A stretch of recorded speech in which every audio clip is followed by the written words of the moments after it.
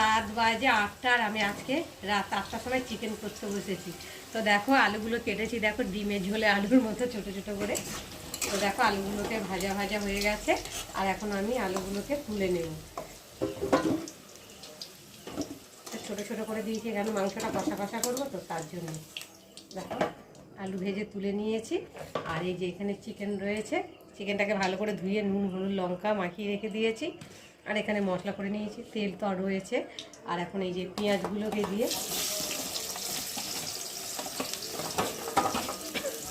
ফার্স্টে পেঁয়াজগুলোকে লাল লাল করে ভেজে নেব। পেঁয়াজটা আমি লাল লাল করে ভেজে নিয়েছি, আর এখন দিয়ে দেবো আদা বাটা রসুন বাটা।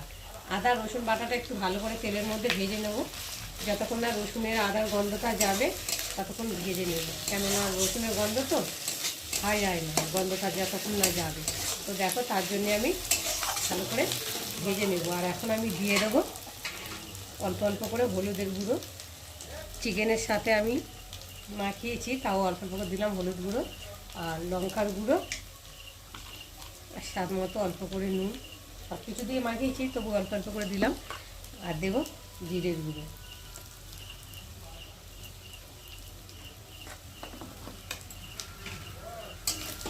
দিয়ে মশলাটা ভালো করে কষিয়ে নেবো তেলের মধ্যে।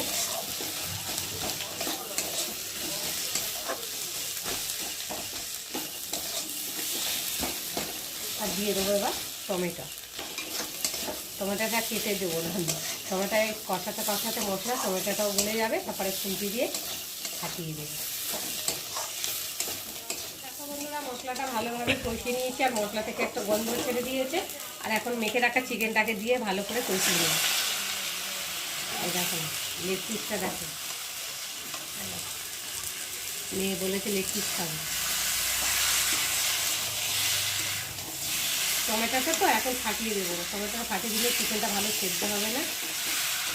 চিকেনটা যখন কষানো হয়ে আসবে তখন টমেটোটা আমি খুঁজি দিয়ে ভেঙে দেবো।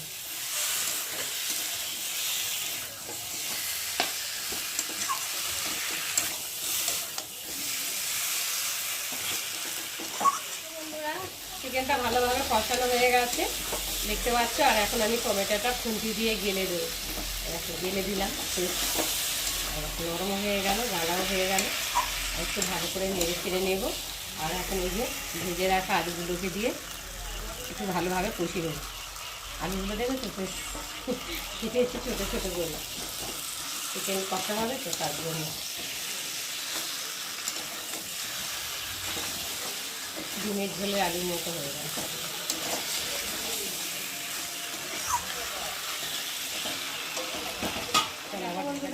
চিকেনটা ভালোভাবে কষিয়ে নিয়েছি, দেখো কত সুন্দর কষানো হয়ে গেছে। আর মশলাটাও ভালোভাবে কষিয়ে নিয়েছি চিকেনের সাথে। তো দেখতে পাচ্ছি, আর কালারটা দেখো কত সুন্দর লাগছে দেখতে। যেহেতু রাত্রেবেলা তো হয়তো কেমন একটা লাগছে, কিন্তু কালারটা খুব সুন্দর হয়েছে দেখতে। তো চলো এখন অল্প করে জল দিয়ে দেবো, মাখা মাখা করবো তো তার জন্য বেশি জল দেবো না, অল্প করে জল দিলাম। দিয়ে মশলাগুলোকে ভালো করে ঝোলের মধ্যে নামিয়ে দেব।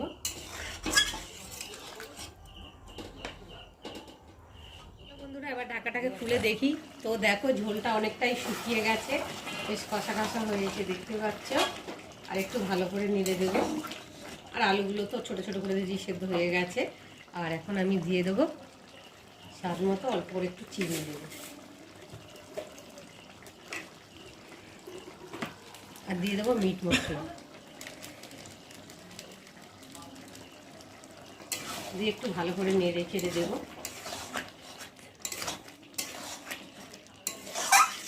যাতে চিনিটা গলে।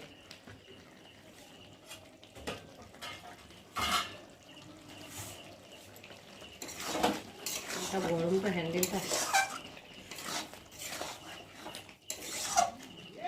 তো দেখো তৈরি হয়ে গেছে চিকেন। তো বন্ধুরা আজকে আমার চিকেনের রেসিপি কেমন লাগলো তোমরা কিন্তু অবশ্যই কমেন্ট করবে।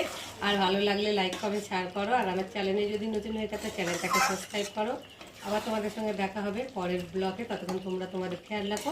তোমরা আমার চ্যানেলটাকে সাবস্ক্রাইব করতে থাকো, আর আমি এদিকে ঢালতে থাকি।